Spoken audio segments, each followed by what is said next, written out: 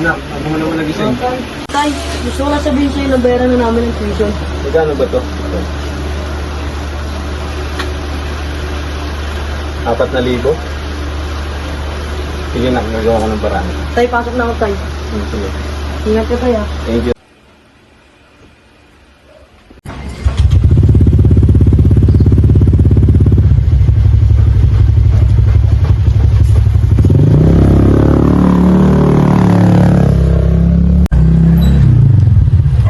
Yan, Miko, Pacquiao ko.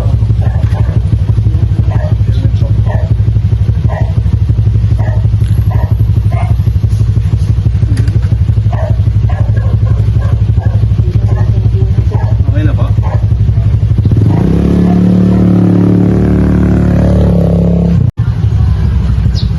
Ito na po tayo, sir.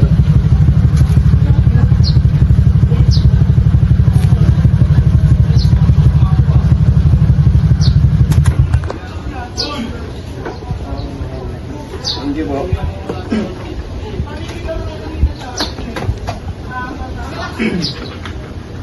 Bali 150 lang po. Laki po na ito, sir. Hindi, pangarap ko lang sa inyo kung paano na lang. Ay, thank you po. Thank you po, sir. God bless po. Thank you po.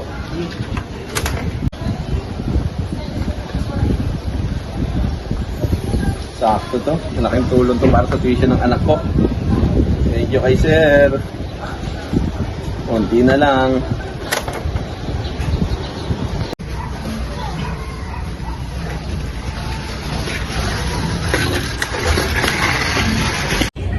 Video ko sa April, no?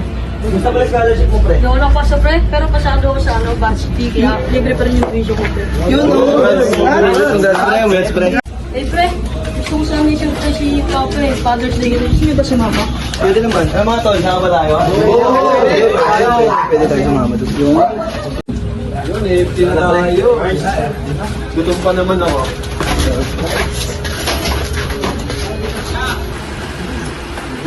Pasok po. Pasok. Facebook, sige, pre. Ito natin yung sa pag-suppress sa tatay niya. Surprise na natin habang nag-hahain pa si April. Sakto yung pagdating nun. Uy, ano pala eh. Yun, no? Solid niyan, April, ah. Sunset ba to? Hello po. Anong oras kaya makauwi pa ako mo? Pauwi na din yun. Pauwi na. Makapaganda tayo, mag-surprise natin siya. Eh, ready na natin. Makakain na. Ayan. Makakain na rin tayo. Kulang pa ng soft drinks. Oo. Bili na kayo. Na lang oh. Bagay na Ano lang. na? Sunod Bagay na. na. 50 na ako. 20 ako, 20 na ako. Bago na lang ako dumating airpot niya. Ano meron? Tay, diyan ka na pala. Hey, Tay. thank you. Thank you. Sabi pala ako sa'yo, Tay. Hey, ano na? Nakapasa ako sa varsity, Tay. Bali, wala kami ito sa tuition fee. Ayun! Saludo talaga. Galing. Ay, Tay, Tay. Tara, kain tayo. Ayun na po. Kami ko ito eh. Tara, kain tayo. Ready nyo na. Nakmay yung paper plate. Bigyan natin sila. Ano po? Oh, pre, food trip na. FT na, FT. Kutsara. Lagyan na natin yan.